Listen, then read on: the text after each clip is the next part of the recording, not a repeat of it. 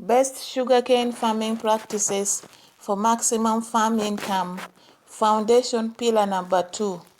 That is water smart irrigation management.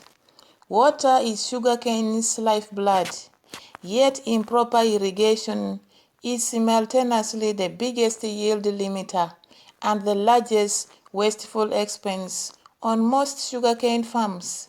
Conventional flood irrigation wastes 40 to 60% of applied water through evaporation, deep percolation, and runoff while creating waterlogging, salinity buildup, and disease-favorable conditions.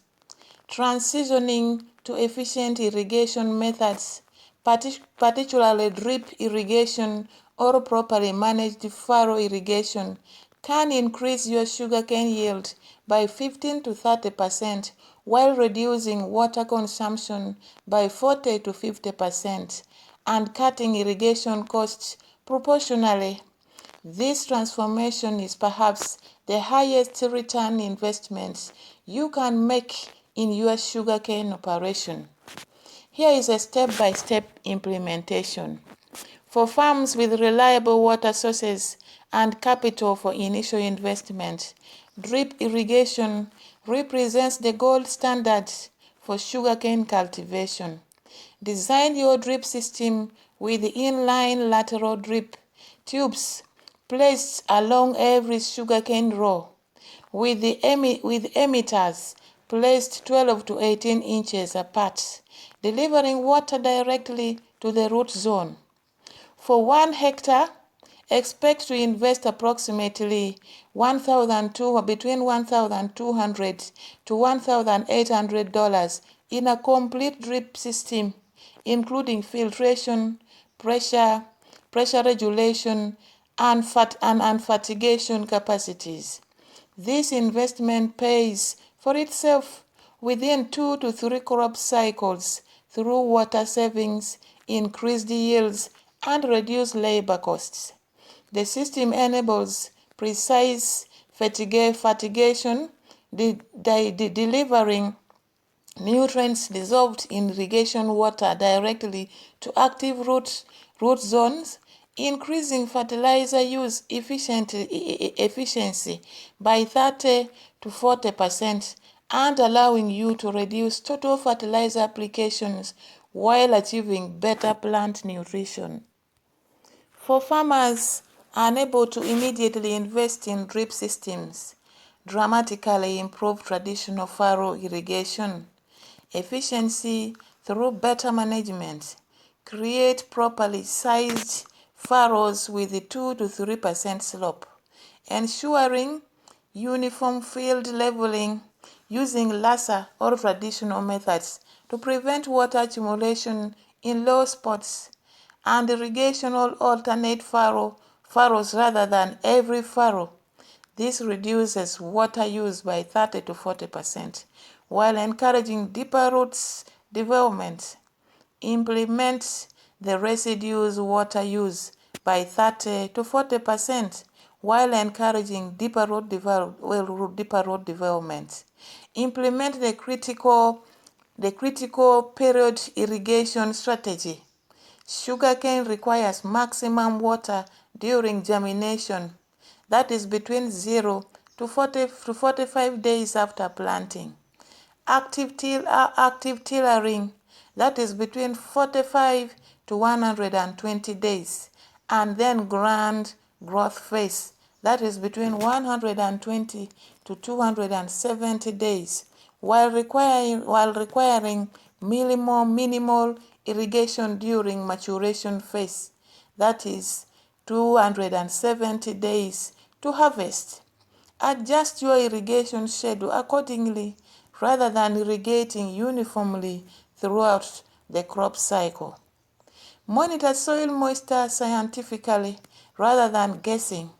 Install simple tensiometers at 15 cm and 30 cm depth, costing between $15 to $25 each. Or use the simple but effective feel and appearance method. Soil at 15% depth should form a ball when squeezed but break apart with light pressure when optimal. Generally, sugarcane requires irrigation between 50% of available soil moisture is depleted. During peak growing season, this typically means irrigating every 5 to 12 days depending on soil type, weather and crop stage. Drip irrigation delivers 4 to 7 millimeter daily, while furrow irrigation typically applies 75 to 100 millimeter per irrigation event. Maintain detailed irrigation records, noting dates, duration, weather conditions, and crop response. And crop response patterns will emerge that optimize your irrigation scheduling for your specific conditions. Here is a troubleshooting guide. If your drip emitters clog frequently, improve your filtration system. Suspended particles, algae, and mineral precipitation are common culprits. Flush your drip lines weekly. Acidify water if hardness is high, that is pH above 7.5.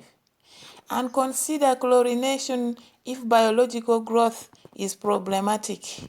If you observe uneven crop growth across the field despite uniform irrigation, investigate soil variability, compaction layers, or irrigation system pressure variations.